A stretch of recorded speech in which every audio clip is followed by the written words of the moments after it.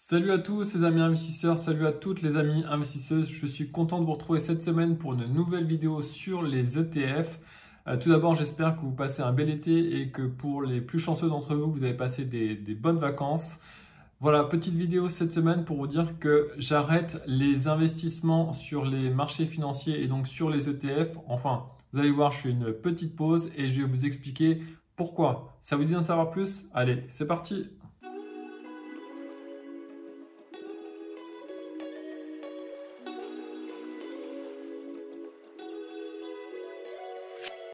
Alors avant de commencer, je tenais à vous remercier chaleureusement car vous êtes plus de 1570 abonnés à la chaîne de Mister ETF. Franchement, ça me fait super plaisir. N'hésitez pas à liker, à commenter également, à vous abonner à la chaîne.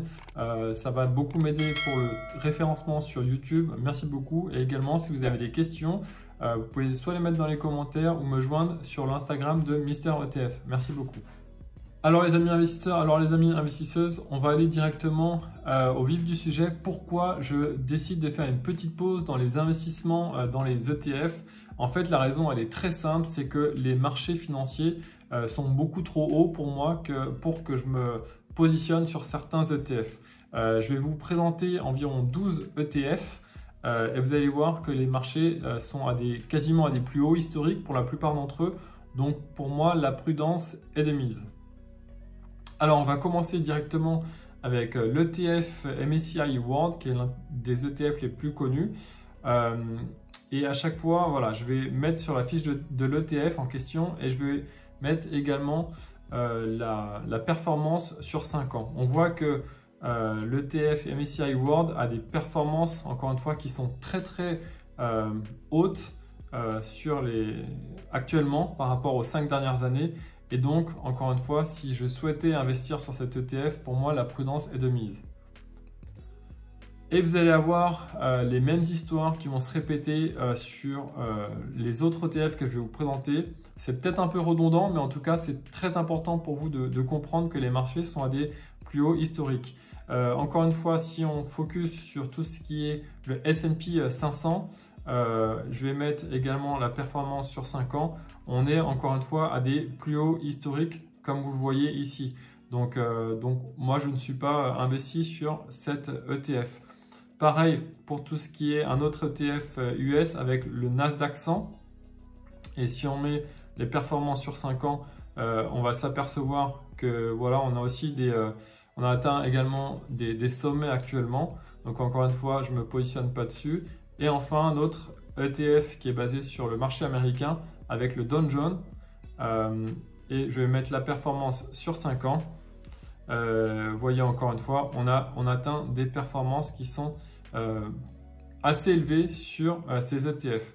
Si maintenant on fait un focus sur le marché européen, donc on a vu qu'au niveau monde et au niveau US, il y avait des performances qui étaient très haute actuellement. Sur le marché européen, en fait, on va avoir la même tendance. Alors, attendez, je me mets voilà, sur 5 ans, si ça veut bien charger.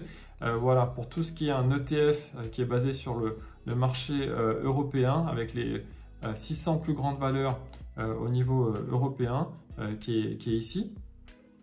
Si on fait un focus sur la France avec le CAC 40 et avec l'ETF Luxor CAC 40, on va se rendre compte qu'effectivement on est aussi à des plus hauts historiques. Donc encore une fois, moi je reste pas investi sur cet ETF. On va maintenant faire un tour du côté de l'Allemagne avec le DAX qui est l'indice de référence pour l'Allemagne. En fait, c'est comme le CAC 40 mais pour l'Allemagne avec le Luxor DAX ETF. Et vous allez également comprendre que les valorisations du marché et de l'ETF sont très hauts depuis 5 ans. Donc pareil, je ne vais pas me positionner dessus. Donc voilà, je vous ai présenté des ETF qui étaient géographiques, monde, États-Unis et Europe, qui montaient des valorisations qui étaient extrêmement hautes actuellement. Donc je ne vais pas me positionner dessus. Maintenant, je vais également vous proposer 5 ETF sectoriels et que vous allez voir leur niveau de valorisation est également importante aujourd'hui. On va commencer avec un ETF sectoriel basé sur l'énergie avec l'Amundi Stock Europe 600 Énergie et vous allez voir les niveaux de valorisation de l'ETF qui est pour moi encore beaucoup trop élevé si on prend sur les 5 dernières années. Pareil pour tout ce qui est eau avec un ETF qui contient des entreprises axées sur l'eau comme Veolia par exemple avec l'Amundi PEA eau du coup.